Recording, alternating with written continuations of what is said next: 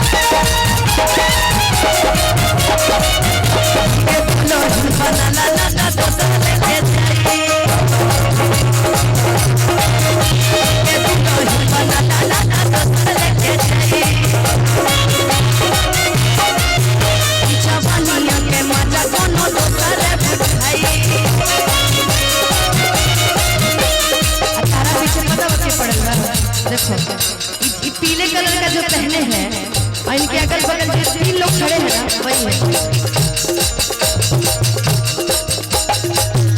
आपके पीछे ये पड़े हैं, हमको लगा कि भैया पड़े हैं। पूजा के पीछे पूजा है नहीं आई जहाँ जाता रे मैं एकदम सब खत्म कि हमरा पीछे पड़ल बाड़े हमर के है सारू भाई के है कि हमरा पीछे पड़ल बाड़े हमर जीजाजी के भाई आ हमके दुल्हन बनाला ना ता दोसर लेके जाई।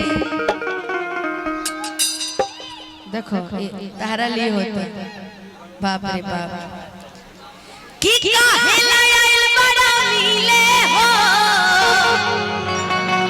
भीतर से मन हमर गिले हो कि पकड़ई लो ता धूप पड़ी होई मोरी मैया अरे जानी रदैया। इसमें से कोई भैया है आपका? कोई भैया लगने लायक है तो बोल दीजिए। कोई भी कौन है कान में बताइए। अंजलि चाचा आपके भैया लगेंगे? बाप रे बाप मैं एकदम करना मुँह बिगाड़ दे कि जाए रदैया आ जाए